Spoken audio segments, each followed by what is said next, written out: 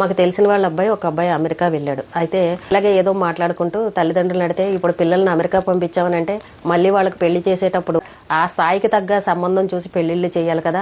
పిల్లలు అమెరికాలో ఉన్నారు అని అంటే మీరు కూడా ఒంటరిగా ఉంటారు కదా, గమ్మున మీకు ఏదన్నా అవసరమైతే పిల్లలు దగ్గర ఉంటారు కదా అని అడిగితే ఇంకా పిల్లలు ఎప్పుడు మనతోనే ఉండాలని అనుకున్నాం అనుకోండి, వాళ్ళ జీవితాలు బాగుపడవు. ఇప్పటికే మనం ఎన్నో ఇబ్బందులు కష్టాలు పడి మన పిల్లల్ని పెంచుకొచ్చాం. వాళ్ళని ఎక్కడికి దూరంగా పంపించకుండా ఏ ప్రయత్నము చేయకుండా ఉంటే వాళ్ళు కూడా మనలాగానే కష్టాలు పడాలి.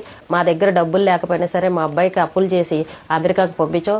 ఒక్కడన్నా సరే అక్కడ జాబ్ వచ్చి సెట్ అయ్యాడు అనుకోండి, ఆర్థికంగా కొంచెమైనా సరే మా ఇబ్బందులు తగ్గితే అందరం ఒకచోటే ఉండి కష్టాలని బాధల్ని తలుచుకుంటూ ఇబ్బందులు పడుతూ ఉండే కంటే ఒక్కడిని అక్కడికి పంపించామనంటే మా జీవితాలు సెట్ అవుతాయి కదా. అందుకే మా అబ్బాయిని మేము అక్కడికి పంపించాం. ఇంకా పెళ్ళి అంటారా, ఆ సమయానికి ఏది దొరికితే అది. ఇంకా మమ్మల్ని చూడడం అని అంటారా, పిల్లలు చూస్తారని ఎప్పుడూ ఆశ పెట్టుకోకూడదు. మనం కన్నందుకు మన బాధ్యతను మనం నిర్వర్తించాలి. అందుకే మేము అప్పులు చేసైనా సరే మా అబ్బాయిని మేము అమెరికా పంపించామని ఒక తల్లిదండ్రులు చెప్తున్నారు. అంతే కదండి, మనం పడిన కష్టాలే మన పిల్లలు పడకూడదని పిల్లల్ని ఆ రకంగా దూరంగా పంపిస్తున్నారు. అమెరికాలో ఉన్న పిల్లలు జాగ్రత్తగా ఉండండి, మళ్ళీ క్షేమంగా తిరిగి రండి, అమ్మా నాన్నని బాగా చూసుకోండి. తల్లిదండ్రులు మీకోసం ఎంత కష్టపడ్డారో ఆ విషయాన్ని ఎప్పటికీ మర్చిపోకండి.